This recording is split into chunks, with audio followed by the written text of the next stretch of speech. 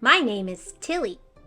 For today's story time, I'm going to read you a book called There Are No Bears in This Bakery by Julia Sarcone-Roach. Let's get started. There are no bears in Little Bear Bakery. I'm the whiskers of this neighborhood, and if it flutters, scurries, or scampers here, I know about it. The name is Muffin, and this is my tale. Each night, the moon rises, the bread rises, and I rise. The air cools, and the sounds get interesting. That's when the night shift begins. Scratch, scratch, squeak is the mouse behind the bakery. Clang, crash, crunch, crunch is the raccoons in the dumpster. Snip, snip, flap, flap, ah! is the bats visiting the barber shop. I thought I knew all the night sounds until last night. Last night, after the sun rolled off the edge of the sky, a mysterious new sound rumbled over the windowsill. Grrr. I stepped out to investigate. The air was cool and wet, like a dog's nose. The alley was empty.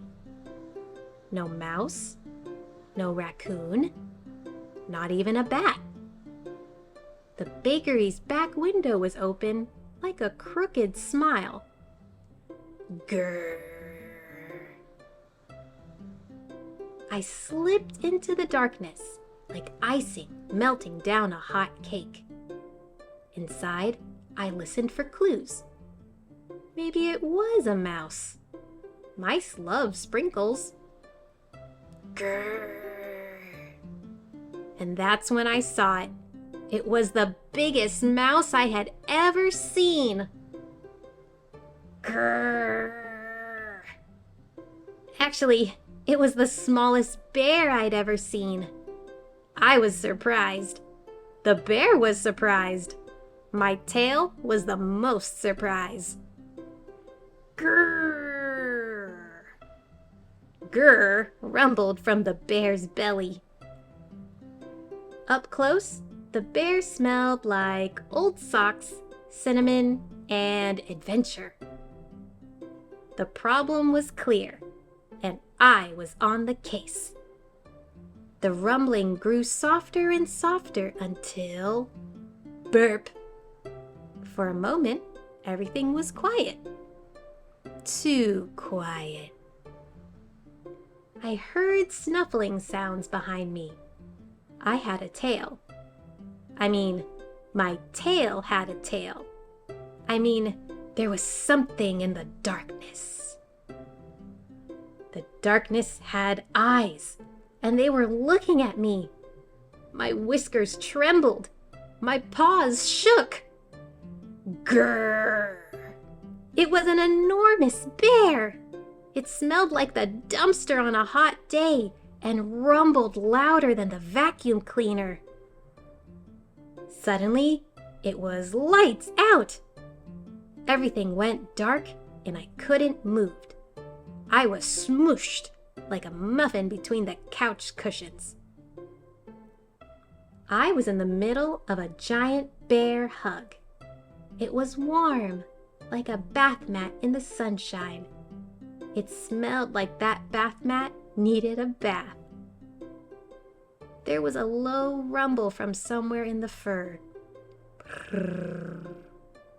Oh wait, that was me.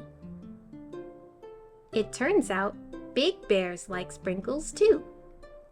Light began to nibble at the edges of the window. It was time for naps.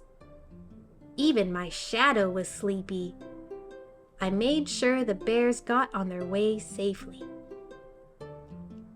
The sun rose and stretched like a yawn down the alley. The bears rumbled back to the forest. The night shift had ended. My job here was done.